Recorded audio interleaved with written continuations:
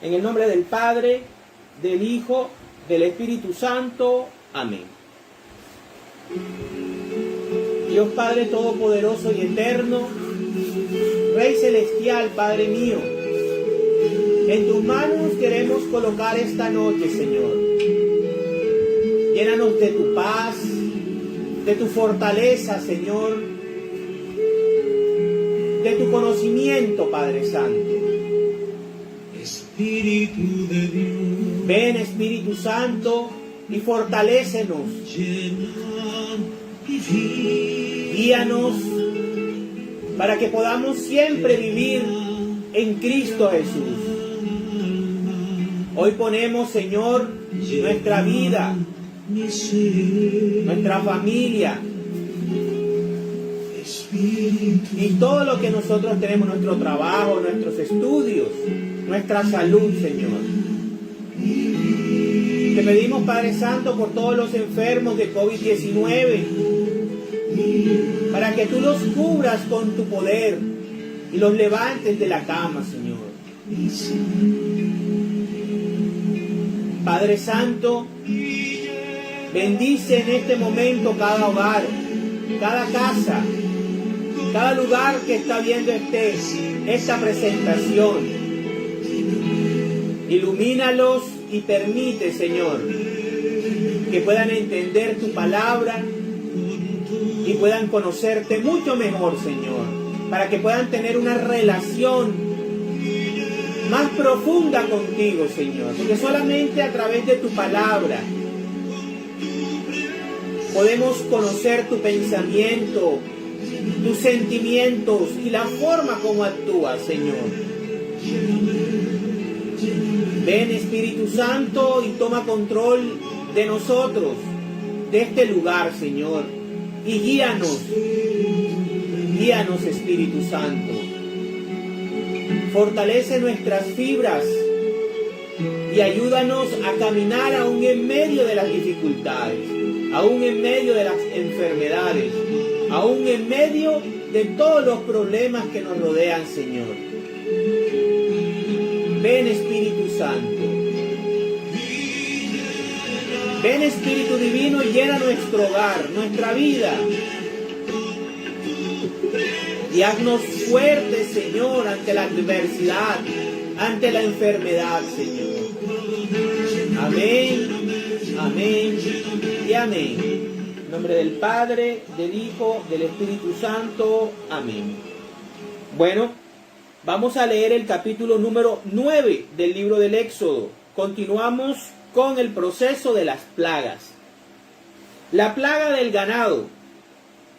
Entonces el Señor le dijo a Moisés: ve a ver al faraón y dile: así dice el Señor, el Dios de los hebreos, deja ir a mi pueblo para que me adore.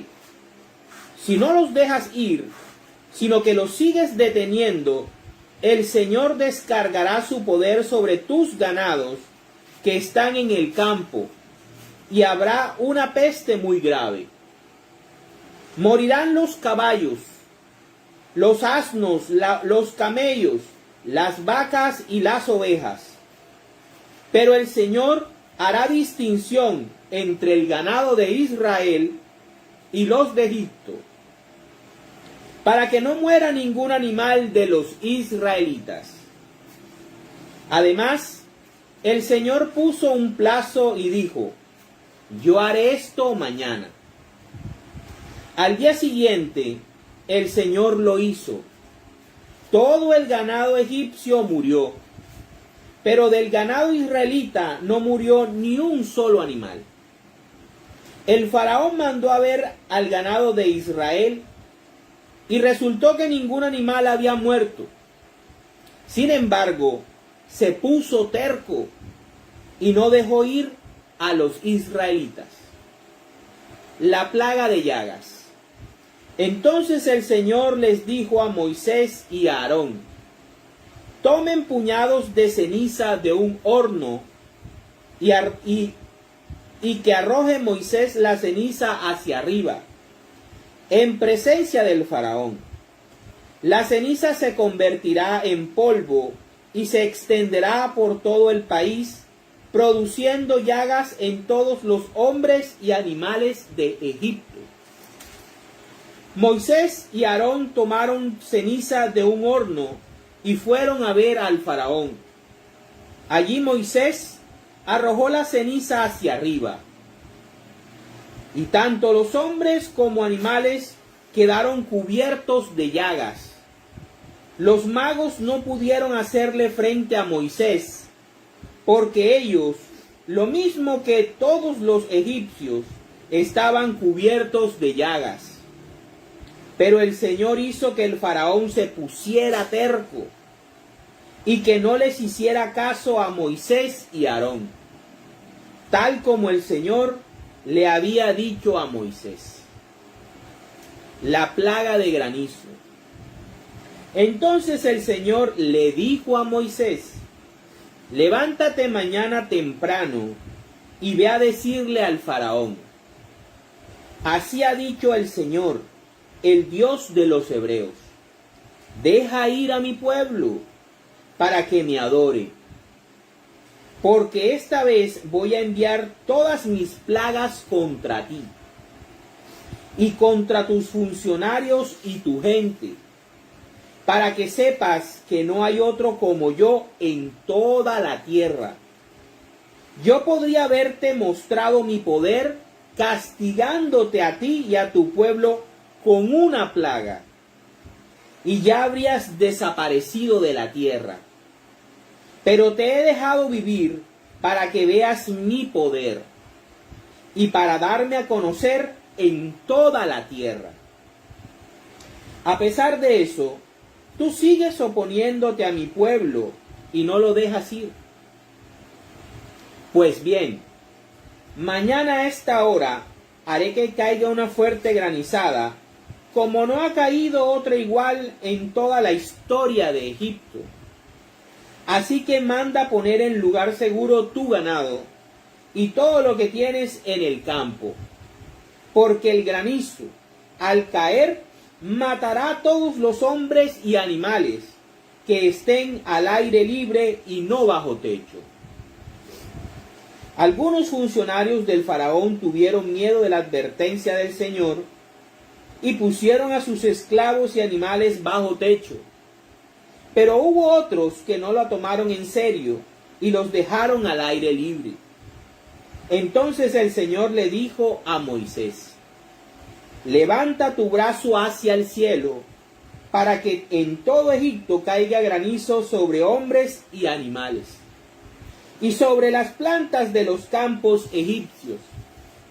Moisés levantó su brazo hacia el cielo, y el Señor envió truenos, rayos y granizo sobre la tierra. Hizo que granizara en todo Egipto, y el granizo y los rayos caían sin parar. En toda la historia de Egipto jamás había caído una granizada tan fuerte. El granizo destrozó todo lo que había en el territorio egipcio.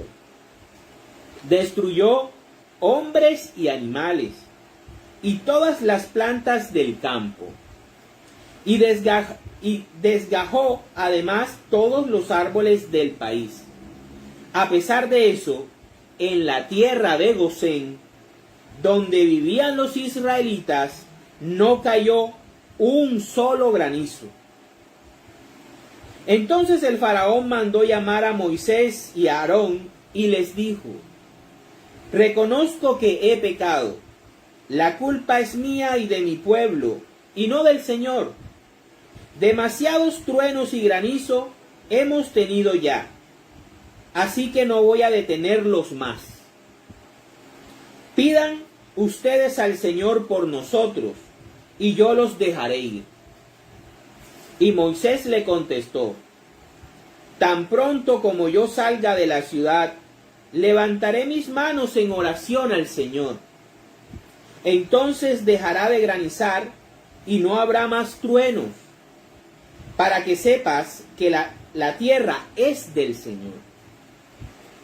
Pero yo sé bien que ni tú, ni tus funcionarios tienen todavía temor de Dios.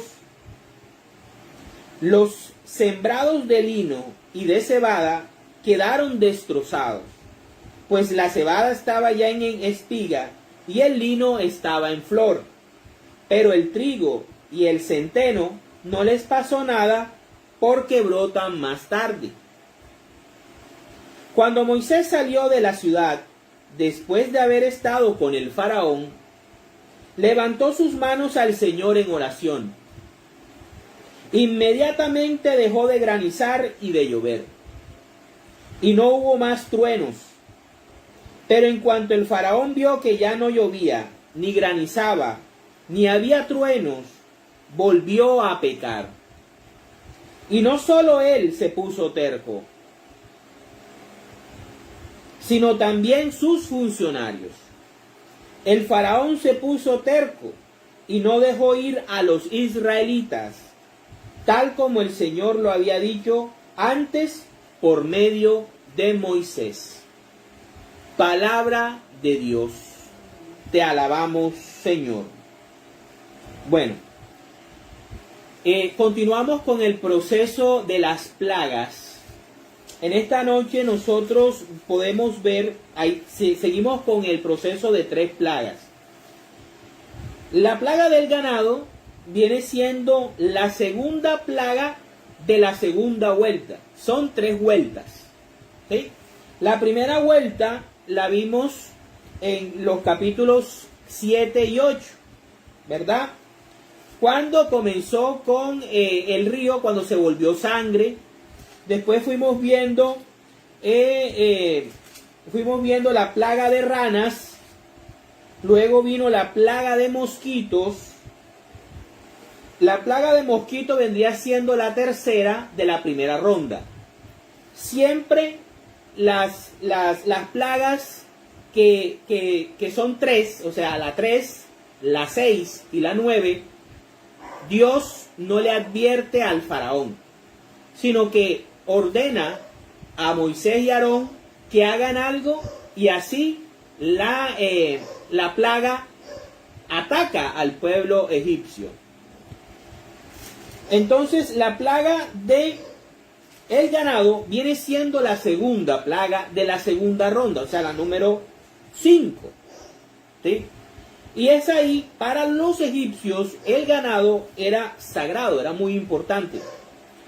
Cada plaga va atacando una deidad egipcia, va atacando a esa religión politeísta, idólatra, que era Egipto de los faraones. Aquí vemos cómo Dios le dice a Moisés que le informe a Faraón que va a atacar a su ganado. Para los egipcios el ganado era importante, como venía diciendo. Pero no solamente va a atacar al ganado, va a atacar todos los animales importantes para los egipcios. Los caballos, que eran los que movían los carros de guerra. También los camellos, que les permitían atravesar el desierto. ¿Sí? ¿Qué más podemos ver? Podemos ver que el Señor le dice que las vacas y las ovejas, o sea, va a atacar toda la parte del ganado de Egipto. Recordemos que, y esto es historia universal, recordemos que lo que divide la edad antigua de la edad de piedra es el asentamiento de las comunidades humanas en lugares fijos para poder, 1, cultivar, o sea, la agricultura, y 2, el ganado. Recordemos que las civilizaciones como Mesopotamia, como Egipto, que son las más antiguas, junto con la China y la hindú, se desarrollan gracias a que el hombre inventa la agricultura e inventa la ganadería. Entonces, Dios está atacando la historia de Egipto. Dios está atacando una parte importante de Egipto, su ganado. ¿Sí? Y hace algo muy importante, le dice, voy a atacar el ganado tuyo, el ganado de Egipto, pero el ganado del pueblo de Israel, ni uno solo va a morir, para que tú veas quién soy yo. Sigue Dios respondiéndole la pregunta a el que hizo el faraón en el capítulo 5. ¿Y quién es Yahvé para que yo lo respete y libere a su pueblo? Bueno, Dios con cada plaga le estaba respondiendo esa pregunta. Y puso un plazo, dijo, mañana mismo hago esto. Y así sucedió. Fíjense, es como cuando las plagas están pasando como la creación. ¿Sí? Vemos como Dios dice, hágase la luz y la luz se hizo. Hágase la bóveda celeste y sepárense los mares del cielo y de la tierra, y así se hizo. Hágase las plantas y así se hizo. Fíjense, así está pasando con las plagas, es un reproceso. Luego viene la plaga de las llagas. Ya la plaga de las llagas viene siendo la sexta. Por lo tanto, es la tercera de la segunda ronda. Ahí Dios no le informa a Faraón qué es lo que va a hacer. Le ordena a Moisés enseguida: toma un puñado de ceniza y tíralo al aire. Ya estamos entrando, dejamos la tierra, el ganado es tierra. Recordemos que los mosquitos vienen del polvo de la tierra, del desierto. Y ya vamos a entrar al aire, al elemento del aire con la ceniza. ¿Qué le dice el Señor? Toma un puñado de ceniza de un horno y arrójalas hacia arriba, hacia el aire. Que del aire va a surgir una plaga, una llaga que va a afectar tanto a hombres como a animales, inclusive a los magos, ¿verdad?, de Egipto. Entonces ellos no van a poder replicar el poder de Dios, porque ellos van a estar inmersos también en el castigo divino. ¿Sí? Y es allí cuando el faraón, en vez de doblegar su corazón, ver que está luchando contra una fuerza todopoderosa, omnipotente, que puede hacer muchas cosas, no, todo lo contrario, lo que hace es que sigue adelante con su terquedad. Luego viene la plaga de granizo, y aquí viene algo muy importante. Ya Dios va a empezar la tercera y última ronda de plagas, ya definitiva, ya no hay vuelta atrás. Ya Dios le dio muchas oportunidades a Faraón para que por sí mismo se arrepintiera y dejara salir a Israel de la esclavitud e Israel fuera el pueblo de Dios. Dios le dice: vete mañana temprano. Como es la séptima plaga, es la primera de la tercera ronda, Dios le informa al faraón y le dice a Moisés que se levante temprano y vaya delante del faraón y le diga nuevamente la misma petición: deja ir a mi pueblo para que me adore. Dios lo que busca es la adoración. Dios lo que busca es la fidelidad de la persona. Entonces, ahora Dios habla de una manera distinta. Y ya le dice: bueno, vamos a hacer algo. Ya yo te voy a aclarar, ya te he demostrado quién soy yo.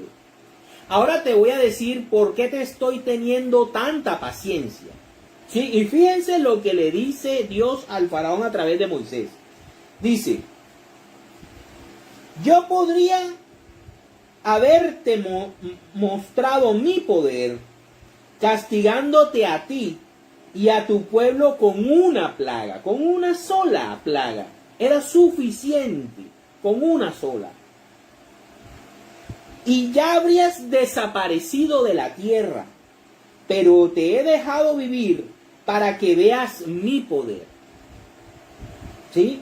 Y para darme a conocer en toda la tierra. ¿Qué cultura, qué nación no conoce acerca de la historia de las 10 plagas de Egipto? Hasta un refrán se ha vuelto: nos ha caído las 10 plagas de Egipto. Así, de esa manera, Dios se dio a conocer a la humanidad como ese Dios todopoderoso, pero al mismo tiempo misericordioso y paciente. Aquí yo veo un Dios misericordioso y paciente. Dios, Él lo puede todo. Y Él mismo se coloca normas y se coloca reglas para no igualarse a sus criaturas. Eso es lo que de pronto a veces no entendemos como criaturas humanas, de por qué Dios no ha destruido a Satanás todavía. Es que Él tiene un plan maravilloso y su plan es perfecto. Y todo lo ha calculado desde su infinita sabiduría. Entonces aquí Él lo que le está diciendo es, yo pude haberte destruido así, con un chasquido. Pero te he dejado en primera instancia por misericordia. Porque yo no me puedo poner a tu altura. Porque yo no me puedo ensañar contigo. Pero a través de tu terquedad, a través de tu dureza de corazón, yo voy a darme a conocer, no solamente a los egipcios, sino a la tierra entera. Para que la tierra entera sepa quién soy yo. Tú me hiciste una pregunta. Preguntaste quién era Yahvé. ¿Quién era ese Dios para que yo lo obedeciera? Bueno, yo te estoy respondiendo con cada plaga. Te estoy acabando cada Dios que tienes entre tu panteón de dioses. A cada uno lo he ido acabando y lo he puesto en ridículo. Eso es lo que le está diciendo Dios a Faraón. Y dice, y para darme conocer toda la tierra, a pesar de eso, tú sigues oponiéndote a mi pueblo y no lo dejas ir. Ojo, fíjense esto, Dios no dice, tú te sigues oponiendo a mí. Porque es que no hay discusión ahí. O sea, un ser humano mortal no puede igualarse a Dios. No puede pelear. Entonces Dios lo que hace es que dice que se está oponiendo a su pueblo. Al pueblo de Israel. El faraón es enemigo del pueblo de Israel. Dios no lo considera su enemigo. Dios no puede considerar enemigo a nadie. Sí, tiene un adversario, o muchos adversarios, pero en poder es imposible. ¿Sí? Ahora, y Él lo sabe muy bien y por eso Él se contiene, Dios se contiene.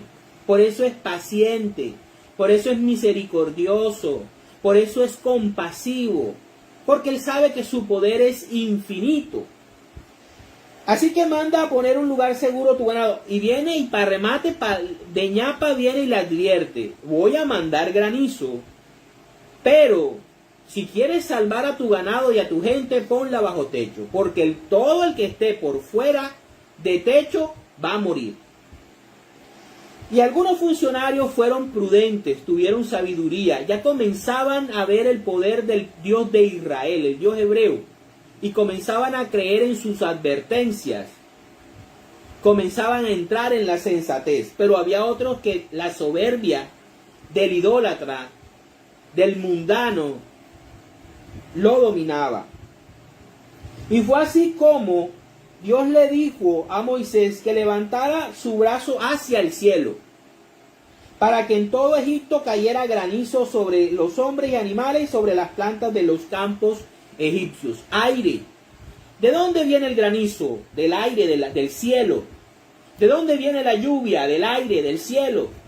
¿De dónde viene todas las cosas? El fuego. Ya comenzaba Dios a jugar con los elementos. ¿Sí? Ya estaba uniendo el agua con el fuego. Caía granizo, caía centellas, truenos. Y cuando el granizo llegaba al piso se convertía en fuego. O sea, Dios es amo y señor de los elementos. Puede jugar con ellos. Por eso era que Jesucristo podía caminar sobre las aguas, porque ellos pueden controlar los elementos. Y el granizo y los rayos caían sin parar. En toda la historia de Egipto jamás había caído un granizo tan fuerte. El granizo destrozó todo lo que había en el territorio egipcio. Pero miren qué hermoso y maravilloso las promesas de Dios. Destruyó ya hombres y animales y todas las plantas del campo, y desgajó además los árboles del país. A pesar de eso, en la tierra de Gosén, donde vivían los israelitas, no cayó un solo granizo. Fíjense qué hermoso y maravilloso que nosotros, por medio de nuestra fe y por medio de nuestras obras de caridad, podamos vivir en Gosén. Seamos de Gosén. Seamos de ese pueblo de Dios que Dios protege. Y aunque el mundo se esté derrumbando y aunque el mundo esté cayendo a pedazos, nosotros estemos en Gosén. Y fíjense que Gosén suena mucho como gocen del gozo. ¿Y quién es el que da el gozo? Jesucristo. ¿Y quién es el que da el verdadero gozo? El Espíritu Santo. Entremos entonces a la tierra de Gosén, donde Dios nos protege de todas las plagas de este mundo. Y entonces, ahí es cuando el faraón manda llamar a Moisés y Aarón y hace una falsa conversión. De labios muchas veces hablamos y nos arrepentimos, pero de corazón seguimos endurecidos. Así le pasó al faraón. El faraón llegó hasta más allá. Llegó, creo yo, a ofender al Espíritu Santo. Miren lo que dice: reconozco que he pecado. La culpa es mía y de mi pueblo y no del Señor. Demasiados truenos y granizos hemos tenido ya, así que no voy a detenerlos más. Pidan ustedes al Señor por nosotros y yo los dejaré ir. Prácticamente se burló de Dios en su cara. Primero dijo que se había arrepentido, que había pecado y exonerado. Él estaba exonerando a Dios de culpa. Imagínense el grado de soberbia de este faraón. Tan pronto como entonces Moisés le contestó que tan pronto saliera de la ciudad iba a levantar las manos al cielo, iba a hacer una oración para que Dios detuviera los truenos y el granizado. Pero ya Moisés ya había aprendido la lección de las otras 6 plagas y ya conocía al man, ya sabía lo que el man, cómo actuaba. Y se lo dijo en su cara, le dijo: pero yo sé bien que ni tú ni tus funcionarios tienen todavía temor de Dios. Y el temor de Dios lo da una sola persona, el Espíritu Santo. Y este faraón y sus funcionarios no tenían ni un granito de mostaza del Espíritu Santo. Ese Espíritu Santo poderoso lo tuvo el faraón de la época de José. Ese hombre sí estaba lleno del Espíritu de Dios. Y por eso Dios le reveló lo que iba a suceder. Y le dio como ayuda a un hombre de Dios como José. Y fue justo. Hay una gran diferencia entre el faraón que conoció José y este bendito faraón. Y aquí se nos narra también que el sembrado de lino y la semada quedaron completamente destrozados. O sea, primero Dios destruye el ganado y después destruye la agricultura. Lo que les estaba diciendo. ¿De dónde nace Egipto? Egipto nace de los asentamientos de la humanidad en el Nilo, cuando comienzan a cultivar los valles que dejaba el Nilo cuando se recogía, los dejaba fértil, y ahí comenzaron a cultivar la cebada, el lino, las espigas, el trigo, el centeno, y también comenzaron a tener ganado. Y así fue como se desarrolló la civilización. Dios está golpeando ya las raíces de Egipto. Cuando Moisés salió de la ciudad después de haber estado con el faraón, levantó sus manos al Señor en oración e inmediatamente Dios cumple su promesa. Dios sí cumple la promesa del pacto. Quien no cumple el pacto es Faraón. Cuando ya Faraón vio que ya no llovía, ni granizaba, ni había truenos, volvió a pecar. Y no solo él se puso terco, sino también sus funcionarios. El faraón se puso terco y no dejó ir a los israelitas tal como el Señor lo había dicho antes por medio de Moisés. Y aquí yo quiero hacer una aclaración, queridos hermanos y hermanas. Esto que está pasando entre Faraón y Dios y Moisés y Aarón, del tira y jale, es la historia del pueblo de Israel. Es la historia del pueblo de Dios. El pueblo de Dios empieza con un amorío con Dios, pero después comienzan a fallarle a Dios. Cuando comienzan a volverse ricos, cuando comienzan a volverse poderosos, el pueblo de Israel se olvida de su Dios una y otra vez. Y Dios les manda a los profetas, a todos esos profetas que nosotros conocemos, Jeremías, Ezequiel, Isaías, Amós, Habacuc. Todos esos profetas son enviados como Moisés y Aarón a advertirle al pueblo de Israel que cambie su corazón y que vuelva al Señor. Esta es la dinámica que posteriormente el pueblo de Israel, hasta el año 70, cuando por medio de la mano del emperador Tito son dispersados y se acabó como tal el pueblo de Israel antiguo. Esto mismo le pasa a Egipto. Egipto es devastado por las plagas, para la gloria de Dios. Vamos entonces ahora a ver, por ejemplo, vamos a Romanos capítulo 9, versículos del 14 al 22, allá en sus casas. Autonomía de Dios y la libertad del hombre. ¿Diremos por eso que Dios es injusto? O sea, ¿por qué Dios no destruyó enseguida a Faraón y demoró tanto? ¿Diremos por eso que Dios es injusto? Claro que no. Porque Dios dijo a Moisés: tendré misericordia de quien yo quiera, y tendré compasión también de quien yo quiera. Misericordia y compasión a quien a mí me dé la gana, dice Dios. Así pues, no depende de que el hombre quiera o se esfuerce, sino de que Dios tenga compasión.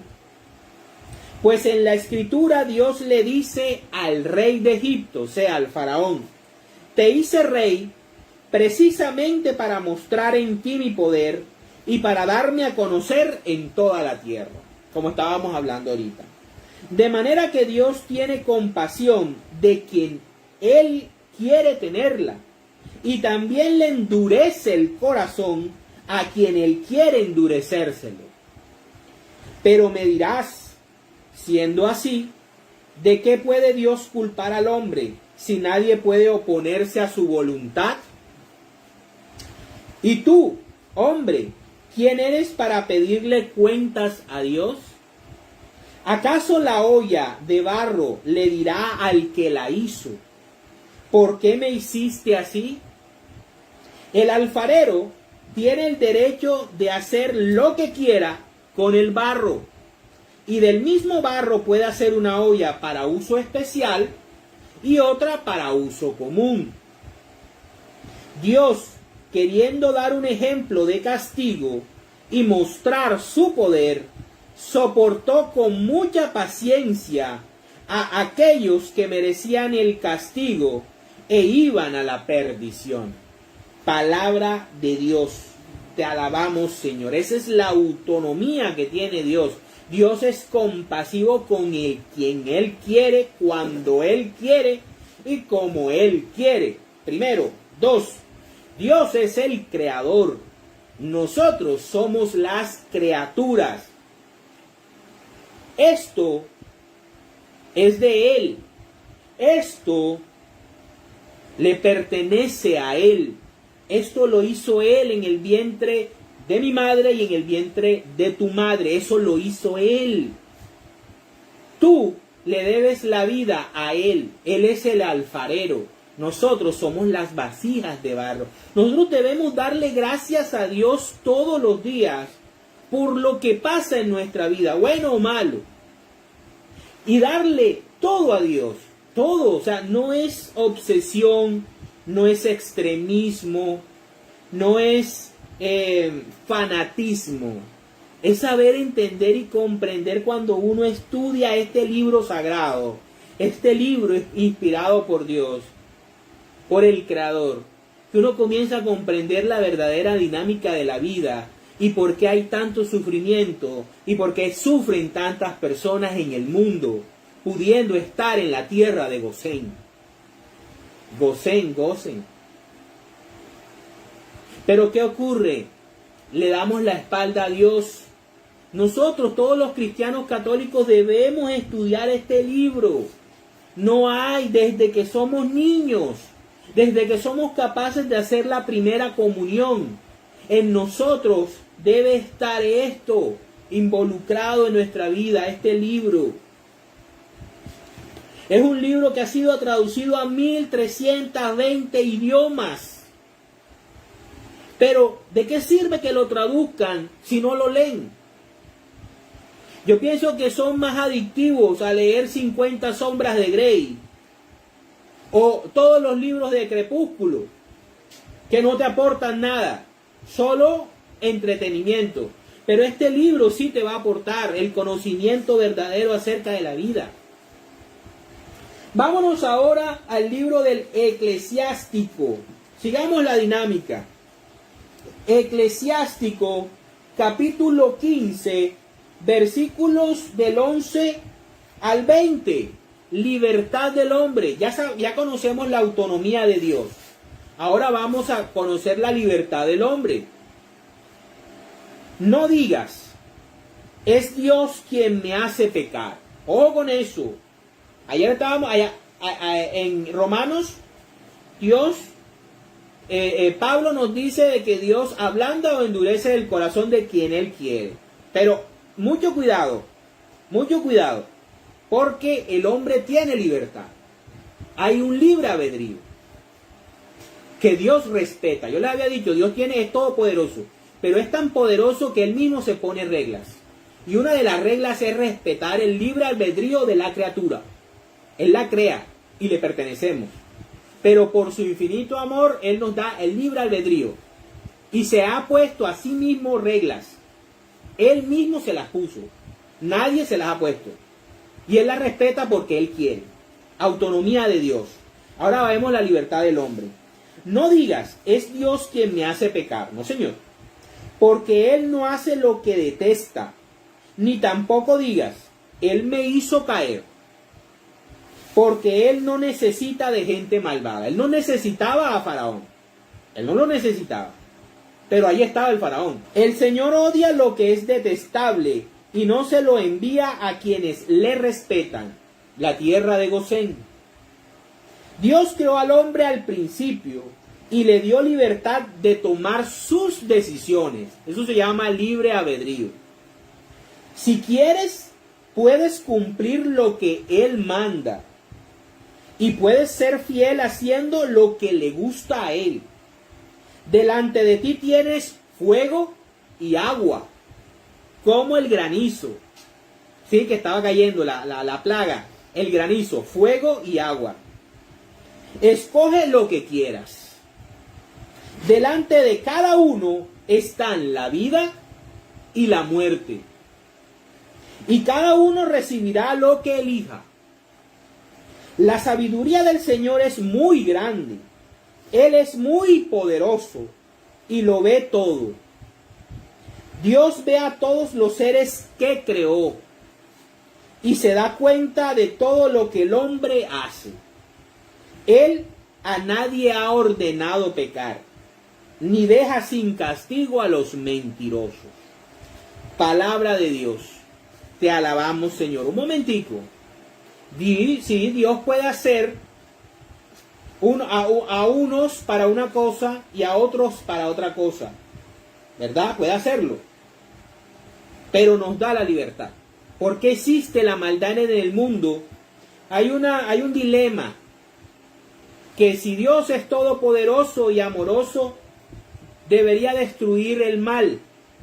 Que una de las pruebas de que Dios no existe es que existe el mal. Pero el mal existe por la ausencia de Dios. No porque Dios no exista. La oscuridad es la ausencia de la luz. Pero eso no quiere decir de que la luz no exista. El frío es la ausencia de calor. Estoy hablando de física y química. Pero no quiere decir que el calor no exista. Lo mismo pasa con la maldad. ¿Qué es la maldad? Es la ausencia del amor de Dios. Pero eso no quiere decir de que el amor de Dios y Dios no existe. Vámonos ahora a Eclesiástico, ahí mismito, Eclesiástico capítulo 16, versículos del 11 al 14. Y aunque sea uno solo el rebelde, sería un milagro que quedara sin castigo. Dios castiga a todos. En Dios hay misericordia e ira. Ojo con eso. En Dios hay misericordia, pero también hay ira. Esos que dicen de que Dios es todo amor, que Dios no castiga, de que Dios todo lo perdona. Ojo con eso. En Dios hay misericordia, pero también hay ira. Él tolera y perdona, pero también castiga a los malvados.